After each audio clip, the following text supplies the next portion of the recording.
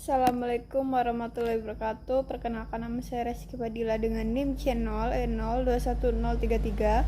Baiklah, di sini saya akan mempresentasikan materi dengan judul analisis investasi publik. Yang pertama, program investasi publik.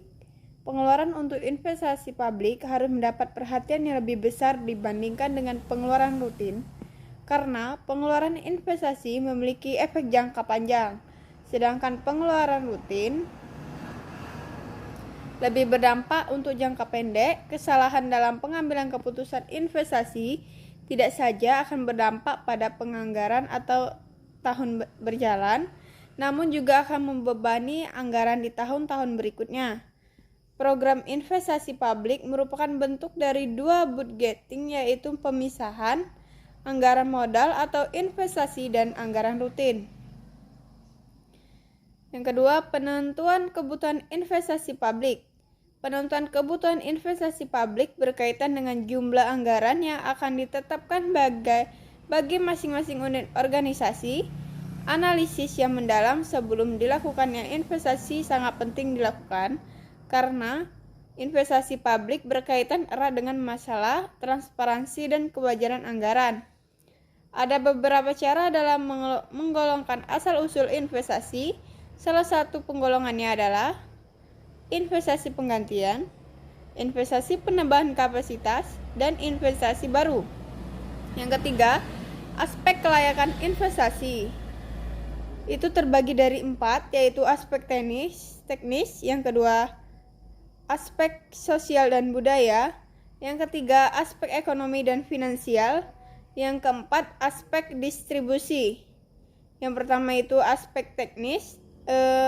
Aspek teknis merupakan bagian penting dari analisis investasi yang harus dipertimbangkan. Jika suatu usulan investasi adalah tidak layak dilihat dari aspek teknisnya, maka usulan tersebut menduduki prioritas pertama untuk ditolak. Yang kedua, aspek sosial dan budaya, yaitu aspek yang menyangkut pertimbangan pendistribusian pelayanan secara adil dan merata sehingga mampu memberikan manfaat yang besar bagi masyarakat. Aspek sosial budaya mencakup juga aspek legal dan lingkungan. Yang ketiga, aspek ekonomi dan finansial, yaitu meliputi kegiatan menganalisis apakah suatu proyek yang diusulkan akan memberikan kontribusi yang nyata terhadap pembangunan perekonomian secara keseluruhan, dan apakah kontribusinya cukup besar dalam menentukan penggunaan sumber-sumber daya yang digunakan. Aspek finansial menerapkan pengaruh-pengaruh finansial dari suatu proyek yang diusulkan. Yang keempat itu adalah aspek distribusi, yaitu keputusan yang perlu dikaitkan dengan masalah distribusi pelayanan publik secara adil dan merata. Selanjutnya, ada faktor-faktor yang mempengaruhi investasi publik. Yang pertama itu ada tingkat diskonto, yaitu proses untuk mengkonversi satu atau serangkaian arus pendapatan mendatang menjadi nilai kini. Faktor diskonto adalah nilai kini dari $1 atau rupiah yang diterima di masa mendatang. Yang kedua itu ada inflasi, yaitu investasi harus memperhitungkan perkiraan tingkat inflasi. Yang ketiga ada resiko dan ketidakpastian, yaitu semakin tinggi jika resiko investasi naik. Yang keempat itu ada capital rationing, yaitu keadaan ketika organisasi menghadapi masalah ketersediaan dana untuk melakukan pengeluaran investasi. Dalam keadaan seperti ini, dapat beberapa alternatif investasi yang dapat dilakukan, akan tetapi tidak tersedia cukup dana untuk membiayai investasi yang diajukan. Oleh karena itu, harus dilakukan perankingan investasi. Selanjutnya itu ada teknik dasar penilaian investasi publik.